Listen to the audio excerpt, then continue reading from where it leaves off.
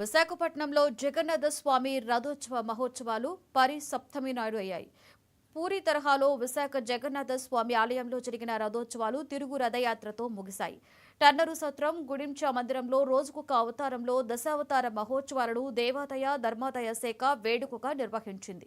చివరి రోజున సుభద్ర బలభద్ర సమేత జగన్నాథుడి రథంపై ఆసీనులను చేసి ప్రత్యేక పూజలు చేశారు. తరువాత భక్తుల జై జగన్నాథ నామస్మరణ నడుమ తిరుగు రథయాత్ర జరిగింది. ఈ రథయాత్రలో పెద్ద సంఖ్యలో భక్తులు పాల్గొన్నారు.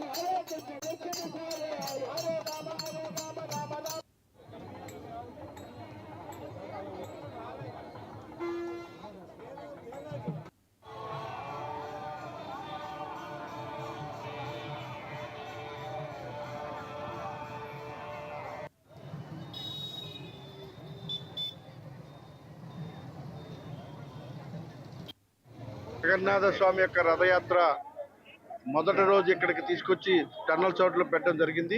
స్వామివారిని 9 రోజుల పాటు ప్రజలందరూ దర్శించుకొని ఎక్కువ లక్షలాది మంది కూడా దర్శించుకున్నారు. ఇవాళ మళ్ళీ తిరుగు ప్రయాణం స్వామివారి ఆలయానికి ఇవాళ ఉత్సవమూర్తులు బయలుదేరుతున్నారు కాబట్టి గతంలో ఎన్నడూ లేదు ఎక్కువ మంది ప్రజలు ఈసారి ఎక్కువ మంది దర్శించుకోవడం జరిగింది. స్వామివారి ఆశీస్సులు పొందడం జరిగింది. చాలా ఎక్కువ మంది చూశారు. మొన్న మొదటి రోజు ఎంతమంది ఉన్నారు, మళ్ళీ తిరుగు ప్రయాణం అంతమంది ఉన్నారు. గతంలో ఎప్పుడు కూడా ఎంతమంది చూడలేదు. భక్తులందరూ కూడా అద్భుతమైన ఏర్పాట్లు ఆలయ సిబ్బంది ఏర్పాటు చేశారు. వాళ్ళకి ప్రత్యేకంగా ధన్యవాదాలు. ఇది విశాఖపట్నంలో అత్యంత పెద్ద పండుగ వాతావరణం లాంటిది. ఎందుకంటే రథయాత్ర అనేది పూరి తర్వాత నాకు తెలిసి విశాఖపట్నంలో ఇంత పెద్ద రథయాత్ర జరుగుతూ ఉంది కాబట్టి స్వామివారి ఆశీస్సులు విశాఖపట్నం ప్రజలకి అలాగే ఇక్కడ ప్రతి ఒక్కరికి ఉండాలని మనస్ఫూర్తిగా కోరుకుంటున్నాను. ఈ ఫెస్టివల్ శ్రీ జగన్నాథ స్వామి ఫెస్టివల్ 27వ తారీఖు జూన్ నెల నుంచి ప్రారంభమై ఈ రోజు అనగా 7 వరకు కూడా మరి తిరిగి మరో రథయాత్ర జరగబోతుంది.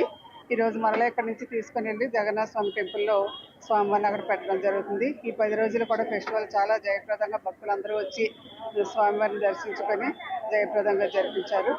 అందుబట్టి అందరికీ కూడా సహకరించిన ప్రతి డిపార్ట్మెంట్ వారికి కూడా మాకు తెలుపుకుంటాం. అనంతపురం